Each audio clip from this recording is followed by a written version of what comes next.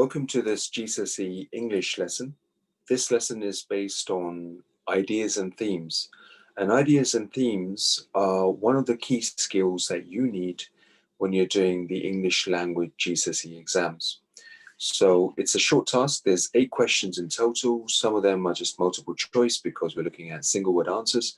But then you have slightly longer questions at the end whereby you need to write longer answers. So please make sure that you take account of all the structure and the mood and the ideas behind these themes and write and type in detail so that you can accumulate the marks that are available for you at the end. So if we just go further down into these type of questions, let's have a look and I'll show you exactly what I mean. Okay, so you've got this is a 2-mark question at the end, so you've just got to type your answer in here in detail.